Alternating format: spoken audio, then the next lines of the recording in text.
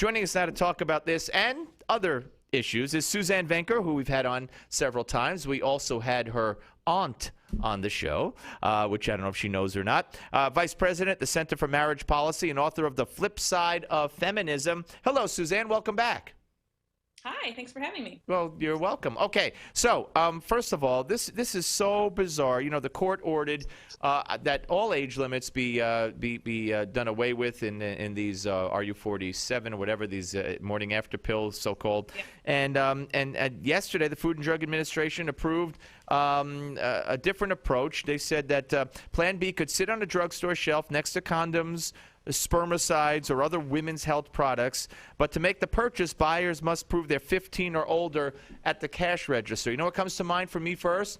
Well, isn't that unfair to minorities? And because, I mean, how are they supposed to have IDs? It's you can't have one to vote. How are they supposed to have one at 15 to buy the much-needed morning after pill?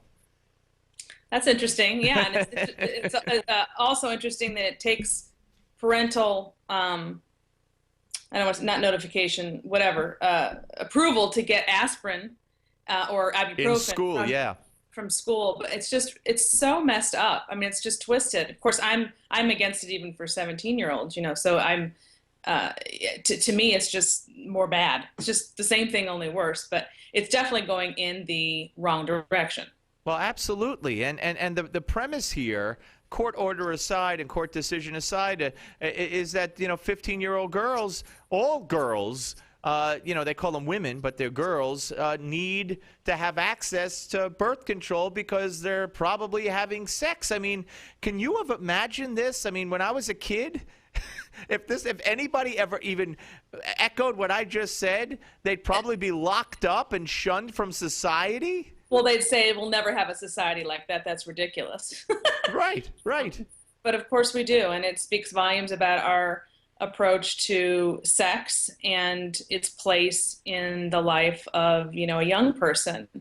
You know, the decision to have sex or not is completely removed when you have this Plan B in place, and that's really the thing to understand. Is they call it this contraceptive. They just call it another form of contraception. Well, no, it's not. Contraception is to keep a pregnancy from occurring. The Plan B takes that decision about whether or not to even engage in sex away by saying there's always a Plan B. So when you're in that moment and you're a young person, you're deciding whether or not should I, of course in the back of your mind you're going to think, well, there's always Plan B. I mean, you're a human. That's the problem with it. It takes away free will and the decision-making, well, not free will, but the decision-making process, the moral piece of it, which is just a disaster. No, absolutely. And again, you know, as a father, not of a daughter, but as a father, it just takes parents right out of the picture. You mentioned parental controls for or permission needed to give an aspirin to a kid in a school, and now, you know, what the judge said and what the FDA is saying here now for 15-year-olds and up is that, you know, they have a right. They know enough to make the decision on their own. They don't have to tell their parents. Parents have no right to know what their kids are doing when it comes to being medicated, even, and something as serious as this. It just takes parents right out of the picture. Yeah, and that, of course, is the bigger issue, no question about it. I'm not understanding, I don't think people really understand that teenage brains are still forming. They're still growing. I don't, you know, once you know that and really absorb that, how could you honestly believe they're in a position to make a decision about that without parental guidance? I mean, why have parents when you're teenagers? Just have teenagers just sort of floating around, living on their own. Can you think of anything more disastrous? No, I'm telling you, and I'm afraid where we are headed. I mean, you know, and again, I think if America, I know 80% of Americans will be outraged by this, and if they lower the age, they'll be even more outraged. And to his credit, even the president, I think, although this was his FDA that made this decision, he did not support that court decision. But they haven't decided that they're going to fight that court decision yet. So to me, he should have announced the next day, we're fighting this court decision, but he's not. Oh, no, no. He's too indebted and in bed with Planned Parenthood and feminists for that. I mean, they're his base. So he's gonna tread this very carefully. I don't know what he's going to end up doing, but he's not going to come out and say anything quickly like that.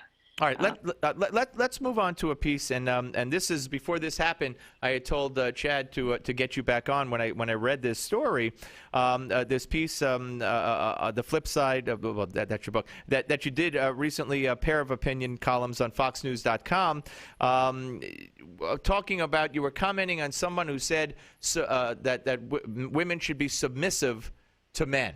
Oh, explain. Give us the context. So it was the Gabby Reese. It was right before the Boston bombings. The week before, Gabby Reese was all over the media with this new book. She's out promoting it. She's the former volleyball player. Right. And she was just talking about marriage and the family. And she has this new book out, and she was just talking about the roles of men and women, and how by her taking a more traditional female role and her husband taking the more masculine role, it set up a really strong dynamic between them. And it allows him to be a man and her to be a woman, essentially, which of course is one of my big messages that I've taken a lot of heat for. So when she said that, and she did take a lot of heat, I felt obviously that I had to respond to that. And it was interesting because the Today Show audience did a poll as to whether or not Americans agreed with her statement that to be feminine means to be soft. And then she said something like, and watch out, here it comes, submissive. 56% of their audience agreed. Only 19% disagreed. So when people come out and go, oh, what does that mean? That's such a horrible thing. You hear that from the media, so the perception is that everybody thinks that way. It's actually the reverse. And Suzanne, that is the case on issue after issue after issue. Right. The media will present it that if you think a certain way, you're out of touch. You're a homophobe. You're a xenophobe. You're a thisophobe. You're an anti-woman. But in fact, on issue after issue, where the polls show that Americans feel opposite of the way the media presents the issue. Exactly, and that's why I do. I mean, that's really what drives me. It's why I write what I write, and I explain it always in the context of the culture and the messages that we get from the culture, and how we need to counteract that message by in other ways, by not just kowtowing to it or believing it. I mean, imagine something so radical, so outrageous, so detrimental to women, to suggest that women be feminine, soft, submissive in the sense that she was talking about, to have a successful marriage, and to be a woman. I mean, my God, that's outrageous. That's anti-woman. That's anti-feminist. I mean, a woman needs to be hard and independent and not need a man and be a single mom and have a kid without a father. And I mean, it goes against every single thing the media and the left and the feminists would like anyone to believe. Absolutely, and of course, and it is a loaded term when you hear it. So people, you keep in mind, they've been raised to believe, like you said, that means you're being held down or back, or the man's going to beat you or hurt you or swallow you whole or something. And of course, it's nothing like that. But when you hear something over and over and over again your whole life, you just take it for what it is, especially when you're not used to hearing the other side. So people really have had to open their minds, really, and think about what does this word mean. And that's what Gabby Reese was bringing to the forefront a couple weeks before, right before the bombing. And what's been the feedback or the problems or the negative reaction that you've received since supporting what she had said? Oh, same as always. I mean, if you Google, please, anything having to do with me on the internet is big bad, can't talk, negative feedback. And that's, of course, you have to remember, everybody who wants a voice, where do they go if they don't feel like they don't have one? It's the internet. So I understand it.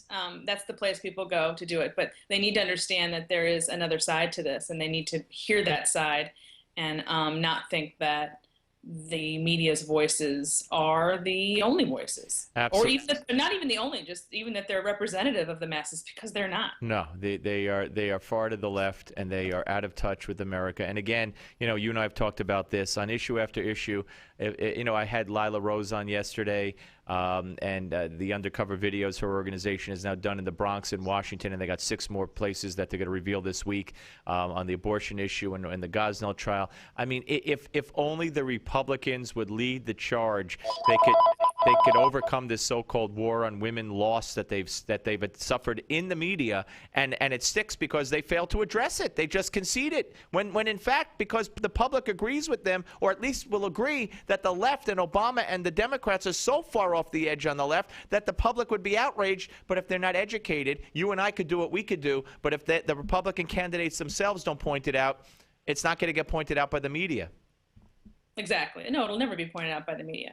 Yeah. You have to do your own research and your own digging if you want to be informed in any way, shape, or form. I can't tell you how many people, well, I know are, get their information from just walking through the room and they heard something on Channel 4 and then they walk out their door and repeat it.